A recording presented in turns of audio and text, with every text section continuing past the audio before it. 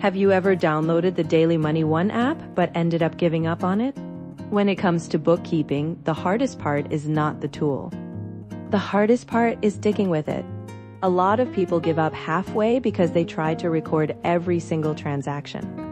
That makes the whole thing feel way too detailed. When you spend money, you may not have time to record it right away.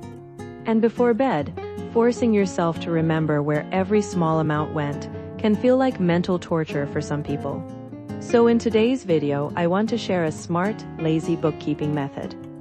This is also the method I recommended to Dennis. The core idea is simple. You do not need to record every detail. You only record the important transactions. Oh, and one quick reminder, this method is only for personal or family bookkeeping. Please do not use it for company accounting. That would cause trouble. Lazy bookkeeping does not mean you stop keeping records. It means you only record what matters. First, we need to define which transactions are not important and which account changes must be recorded. This will be different for everyone. I'm only giving examples here so you can adjust them based on your own life. The main point is, do not put too much pressure on yourself.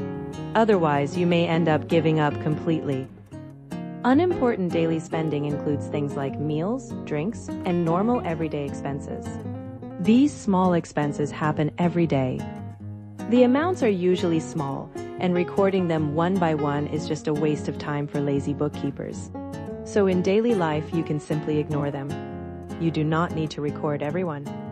Important account changes include things like salary income, cash withdrawals from an ATM, larger money changes, investments, loans, and so on. For these items, it is best to record them right away or at least on the same day. So do we really never record those small daily expenses? Actually, no.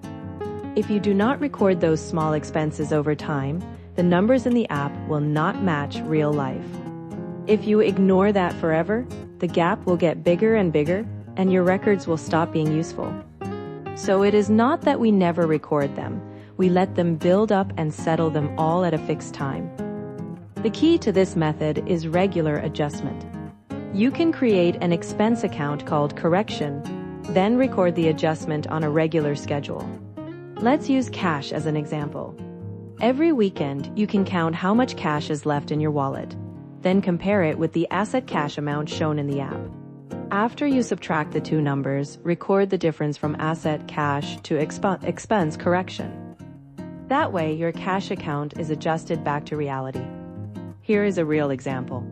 At the weekend, you open the app and see that the cash balance is $235. But there is only $100 left in your wallet. That means $135 is missing. At this point, do not try to remember what you ate or drank this week. Just add a new transaction in the app from asset cash to expense correction and enter $135 as the amount. This directly clears the difference and keeps the app's numbers in sync with real life.